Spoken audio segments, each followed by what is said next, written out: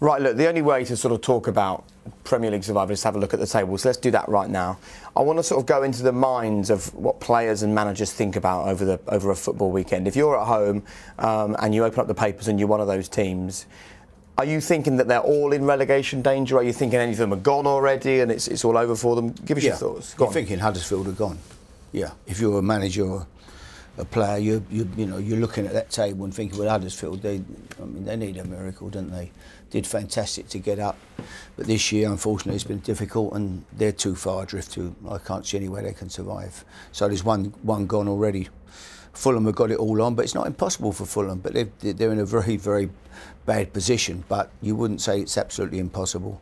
And from there upwards, they're all in it. They're all in it. From Brighton, Chrissy will be looking at that and think, OK, they're in 27 points. They're in the best position of the teams that are in it, but they certainly don't. Will they feel like they're in it, Brighton? Yeah, of course. Chrissy Houghton tonight, he'll be looking at that table. Really? He'll be looking at this Cardiff result and thinking... 5 points. It's nothing. Separating Cardiff and Brighton is nothing. All. And what do you want? Do you want your manager to be coming in saying, lads, look, we're fine, look, 27 and 22, there's a good gap there, we'll be OK, just keep working? Or do you want your manager coming in saying, that isn't good enough, guys, we're going to go down unless you turn it on? I think the latter one. Right. I think that probably happened with Cardiff a little bit, where they had a run of home games where they won 4 out of 5 and they kind of jumped out of the bottom 3, and then for the next maybe 4 or 5 games it was almost let's go out and not get beaten, and they went quite negative and obviously found themselves back in the bottom 3. So I think obviously you have to be wary of the teams below you. I think Chris Hughton's come out kind of saying that, we're not in a bad position, but you look at the likes of Southampton, Newcastle, Burnley, all kind of picking up results now. So Brighton have to be very wary of the teams below as well. So I think it's definitely about being aware of that and just trying to pick up as many points as possible. I think if you look at what Ralph Hasenhüttl has done at Southampton, you want that, come in, change the philosophy, change the style of play, more intense. He's getting the best out of all the players. And even you look at Newcastle, they don't concede a ton of goals. Burnley, defensively, they've improved dramatically since Tom Heaton has been in there as well. So it's going to be interesting to see what happens. But I think everybody's in it from Brighton down. Obviously, I think Fulham, that goal difference makes it so difficult for them as well. They look like they're not out, but they're on the way, without question. Huddersfield are gone already. What's the secret to survival then, H? Talk us through what happened when you were 8 points adrift at the end of February, and then you sealed survival on that penultimate weekend, a 2-1 win over Wigan. You finished 17th when you brought a couple of good players in who made a difference, really. We got a couple of players in who suddenly came into the football club and turned us round. Pedro Mendes, I've got a couple of players from Tottenham. Sean Davis come in and Noe Pamarol. We did a deal with Tottenham for 3 players. It was one of Daniel's specials deals.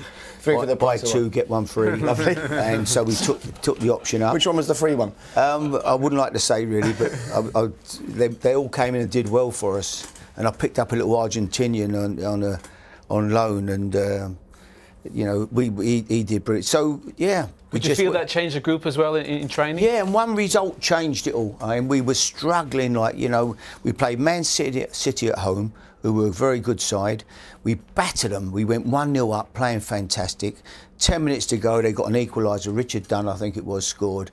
Completely against a run of play. We needed the 3 points, otherwise we were finished. We were so far adrift. In the last second of the game, Pedro Mendes hit a 30-yard volley into the top corner. We came in the dressing room as though we'd won the cup, or with the passion that was there, the excitement of it all, and we carried that forward from there. We went on a run and got something like 20-odd points. So it wasn't winning the game on that day. It's sort of how you won it. That last-minute goal, and like today for Cardiff, this could be the game today. This was a big, massive occasion. A sad day in so many respects, obviously, and for them to come out and perform like that when they're in the public eye today. Everybody's watched the game, it's on TV. They've turned in a wonderful performance today under pressure, and that's going to give them real lift. And without being modest and saying that you didn't really do anything, it was all the players, what did you do after that win where you thought, right, that was an amazing way to win that game, I now need as a manager to capitalise on this and make sure this gets carried forwards into the next few games? Well, you kept drumming it into them and talking about how, you know, what we've done today, what we did on that day, how good, you know, what a performance, the courage we played with, the enthusiasm, everything that we showed that day. We've got to carry. If we can do that every week, we've got a chance. And that's what we did. We went away from home, won at West Ham, won at Fulham, an amazing run of wins, and that was how it worked. And it was in 2007 when you were injured, actually, if I remember rightly, and you were in a West Ham side that was struggling but stayed up. And then a few years later, 2011, you were in a West Ham side that went down when you weren't injured. I'm not saying that's anything. Nothing to do with it. Nothing to do with it. I see where you're going. But what was the difference between those two seasons? Did you pick up on anything you thought, Yeah, probably me not playing in 2007. Don't say it. But no, I think the 2007 recovery, it was one game, like Harry said. I think we played Spurs, I think, at home and lost, I think it was 4-3 in the last minute, and it was one of those games that just really demoralised everyone. Game, wasn't it? Yeah, and you could see the look on the lads' faces. They were really dejected. I think even at that point we thought, you know, there's no coming back from this. And I think we played Blackburn away, and we got a win there, and that was the game that turned everything. I think Carlos Tevez scored an iffy goal which wasn't over the line, but the linesman kind of give it, and that just turned everything. And I think just keeping clean sheets and having players catch fire at the top end of the pitch. I think Bobby Zamora and Carlos Tevez struck up a really good partnership. James Collins and Anton Ferdinand defensively were very good, and confidence just seemed to kind of come back from that first result.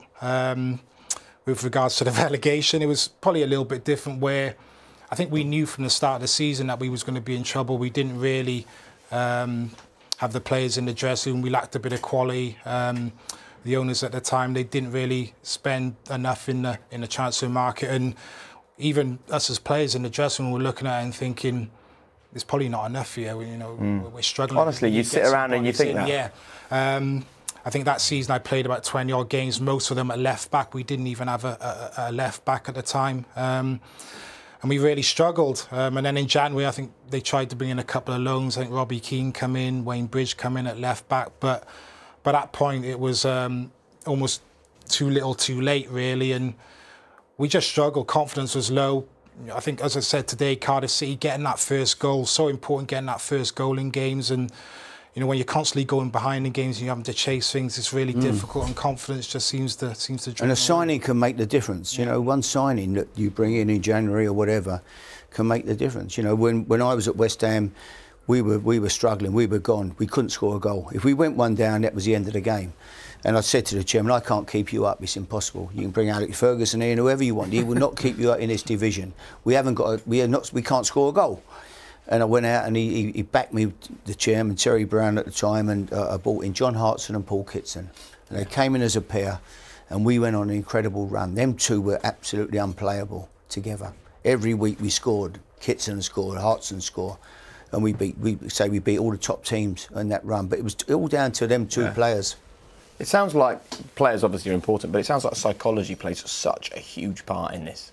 Of course it does. If I just think back to Newcastle, the pressure they were under before that game against Manchester City, you know, it sounded like the stadium was going to turn. I think Rafa wanted players. But the effort and intensity they put into the game against the best team, one of the best teams in the country, best teams in Europe, they outworked them. And I think that's the platform the teams down there need. They got to outwork that. You saw that Cardiff today. You know, they outworked Bournemouth in every phase. Once you get that hard work, then I think the players get a bit more confidence, and then you might see them think that they don't really trust themselves to do. But hard work gives you that platform, and then you need that clinical edge to take your chances as well. Come on, all three of you have played the game, hundreds of games between you. As things stand today, who goes down? Huddersfield? Huddersfield. Are you all in agreement with Huddersfield? 100% Huddersfield. OK, Fulham? I think the way they're defending, unless they drastically start showing up short, keeping clean sheets, for me, Fulham are gone as well. OK, so you think that gap is too big to bridge. And then look at that, you've got 5 points between Cardiff and Brighton and one team to pick. Off you go. Flip a coin, honestly. No, the way, I mean, before the game you would have said Cardiff, but the way they played today, I hope for them that they find an extra gear, and I think Neil Warnock has found something. You can't answer a question about who's going down with who's staying Yes, up. I can. That's not the way it works. I'm going to say Burnley. I can't say Cardiff, obviously, but I think the way Burnley kind of started the season, they showed some really poor form. Yes, they've been better of late, but I think they're the one team that Cardiff can obviously reel in. So I'm going to say Burnley. H? Well, I think the bottom two, obviously, you know, but I still wouldn't even write Fulham off for sure, because you can pull off a run of wins, and when you've got Mitrovic up front, is such a handful. They're capable. I couldn't pick the other team. I wouldn't. Come on. I know you're not a gambling man, but if I forced you, I wouldn't. I honestly to go for 3, what would you say? I wouldn't pick the other one. I don't see Crystal Palace being any real. I think Crystal Palace will get out for sure. So Brighton, done. They're fine. Yeah, well, no, I love Chrissy Houghton. He's done an amazing job, and the club's in great shape. But they're not out of it. They're still banging it. You know, it's going to be. I wouldn't pick the other one. I couldn't pick one. You sit all night. I would not say. I couldn't. Well, say thanks for Danny for answering the question anyway. Well.